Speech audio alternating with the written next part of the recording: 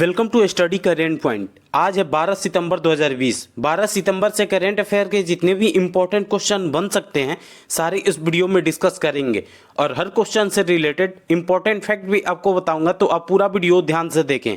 इससे पहले हमारे चैनल पर नए हैं तो सब्सक्राइब करके बेल के आइकन को दबा दें, जिससे कि पल पल की अपडेट आपको मिलती रहे। तो चलिए शुरू करते हैं। आज का पहला क्वेश्चन है, हाल ही में किसने दक्षिण भारत की पहली किसान रेल को हरी झंडी दिखाई है? इसका आंसर ए हो जाएगा।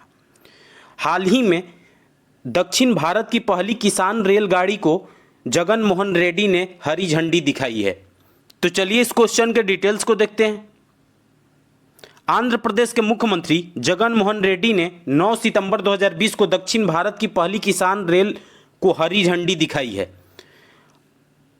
अब आंध्र प्रदेश की बात है तो आंध्र प्रदेश की राजधानी अमरावती है और आंध्र प्रदेश के वर्तमान समय में मुख्यमंत्री जगन मोहन रेड्डी हैं और आंध्र प्रदेश के राज्यपाल बिश्वभूषण हरिचंदन हैं।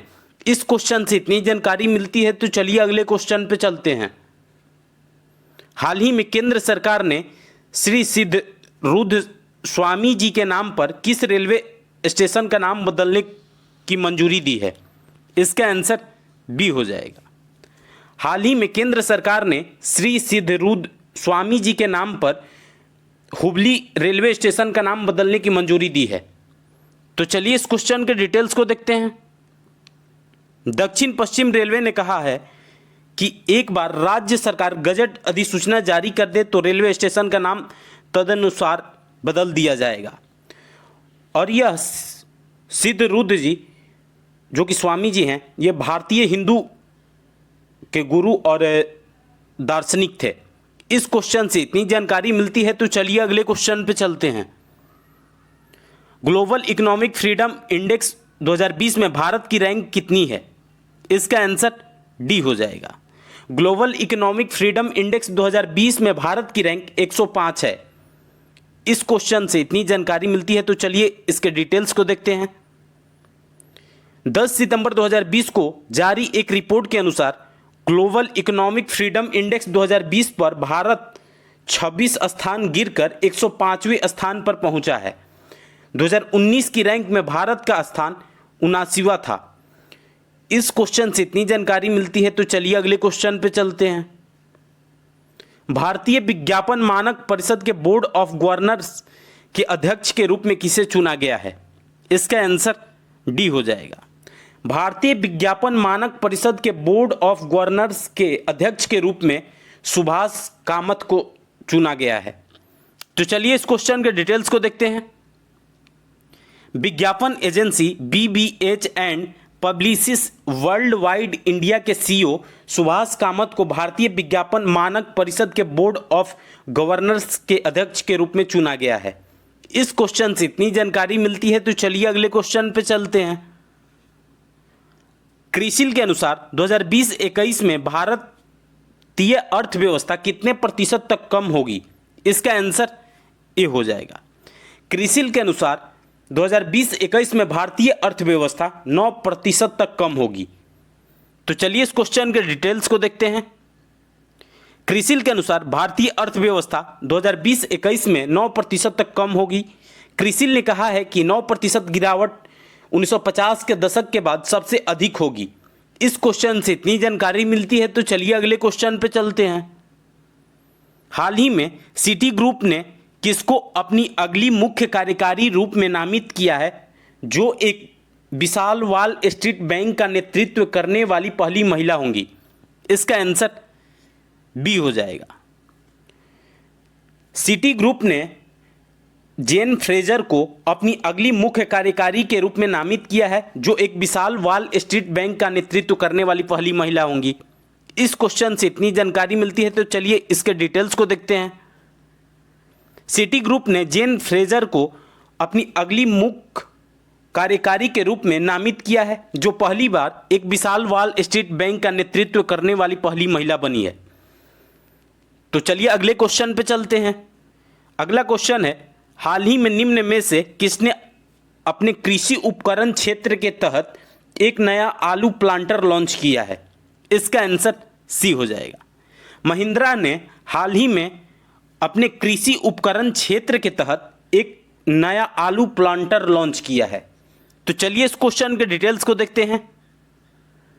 महिंद्रा ने हाल ही में अपने फार्म इक्विपमेंट सेक्टर के तहत एक नई आलू बोने की मशीन लॉन्च की है। इस क्वेश्चन से इतनी जानकारी मिलती है, तो चलिए अगले क्वेश्चन पे चलते हैं। हाल ही में किस भारतीय फार्म ने 2023 तक रोड आइलैंड अमेरिका में 500 अतिरिक्त तकनीकी कर्मचारियों को नियुक्त करने की योजना बनाई है? इसका आंसर डी हो जाएगा। हाल ही में इन्फोसिस, जो कि एक भारतीय आईटी फार्म कंपनी है, जो कि 2023 तक रोड आइलैंड अमेरिका में 500 अतिरिक्त तकनीक कर्मचारियों को नियुक्त करने की योजना बनाई है। तो चलिए इस क्वेश्चन के डिटेल्स को देखते हैं। भारत की दूसरी सबसे बड़ी आईटी सेवा फर्म इन्फोसिस की योजना 2023 तक अमेरिका के रोड आइलैंड में 500 अतिरिक्त तकनीकी कर्मचारियों को नियुक्त करने की है। इस क्वेश्चन से इतनी जानकारी मिलती है, तो चलिए अगले क्वेश्चन पे चलते हैं। हाल ही में किस राज्य ने कई जिलों में कथित रूप से अधिक कीमत पर स्वास्थ्य उपकरणों और सैनिटाइजर की खरीद की जांच के लिए 3 सदस्यीय विशेष जांच दल का गठन किया है, जो कि विशेष जांच दल एसआईटी को बोला जाता है? इसका आंसर बी हो जाएगा।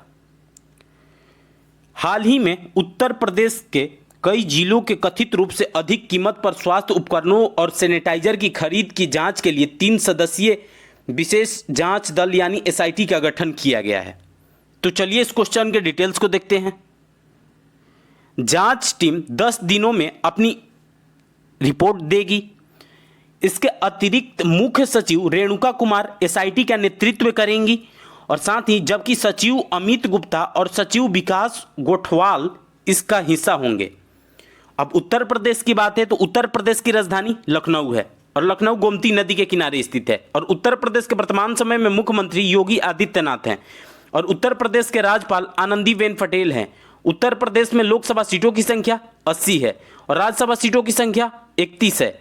इस क्वेश्चन से इतनी जानकारी मिलती है, तो चलिए अगले क्वेश्चन पे चलते हैं। हाल ही में प्रधानमंत्री नरेंद्र मोदी किस राज्य में प्रधानमंत्री आवास योजना के तहत निर्मित 1,75,000 घरों के उद्घाटन और गृह प्रवेश समारोह में भाग लेंगे? इसका आंसर सी हो जाएगा। हाल ही में प्रधानमंत्री नरेंद्र मोदी मध्य प्रदेश में प्रधानमंत्री आवास योजना के तहत निर्मित 1,75,000 घरों के उद्घाटन और गृह प्रवेश समारोह में भाग लेंगे। तो चलिए इस क्वेश्चन के डिटेल्स को देखते हैं। यह सभी घर वर्तमान चुनौतीपूर्ण कोविड-19 महामारी के दौरान बनाए गए हैं। इस कार्यक्रम में मध्य प्रदेश के मुख्यमंत्री शिवराज सिंह चौहान भी उपस्थित रहेंगे। प्रधानमंत्री आवास योजना 20 नवंबर 2016 को लॉन्च की गई थी। अब मध्य प्रदेश की बात है, तो मध्य प्रदेश की राजधानी भोपाल है, और मध्य प्रदेश के वर्तमान समय में मुख्यमंत्री शिवराज सिंह चौहान है, और मध्य प्रदेश के राज्यपाल आनंदीबेन पटेल हैं, और मध्य प्रदेश में लोकसभा सीटों की संख्या 29 है और राज्यसभा सीटों की संख्या 11 है। इस क्वेश्चन से इतनी जानकारी मिलती है, तो चलिए अगले क्वेश्चन पे चलते हैं। हाल ही में निम्न में से किसने भुवनेश्वर कुमार और स्मृति मंधाना को अपना ब्रांड एम्बेसडर बनाया है? इसका आंसर ए हो जाएगा। फ्लेयर जपाट ने हाल ही में भुवनेश्वर कुमार और स्मृति मंधाना को अपना नया ब्रांड एम्बेसडर बनाया है। तो चलिए इस क्वेश्चन के डिटेल्स को देखते हैं। Fantasy sports gaming platform player जपाट ने भुवनेश्वर कुमार और स्मृति मंधाना को अपना ब्रांड एम्बेसडर बनाया है। प्लेयर जपाट की स्थापना 2015 में योगेश डाइपोड और मितेश गंगर ने की थी। इस क्वेश्चन से इतनी जानकारी मिलती है, तो चलिए अगले क्वेश्चन पे चलते हैं। हाल ही में निम्न में से किसके साथ बांग्लादेश सरकार ने सितंबर 2020 में $50 मिलियन के ऋण समझौते पर हस्ताक्षर किए हैं? इसका आंसर डी हो जाएगा।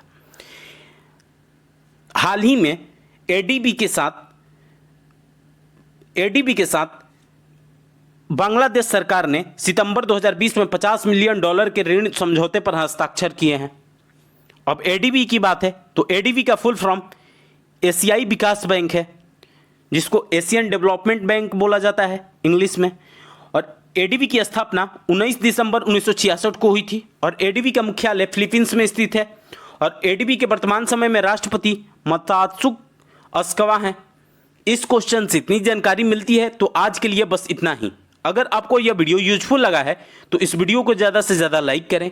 यदि आप हमारे चैनल पर नए हैं तो सब्सक्राइब करके बेल के आइकन को दबा दें, जिससे कि पल पल की अपडेट आपको मिलती रहे। और आपके पास जितने भी स्टडी रिलेटेड व्हाट्सएप या फेसबुक ग्रुप है उसमें इसको शेयर करना ना भूलें। Thanks for watching.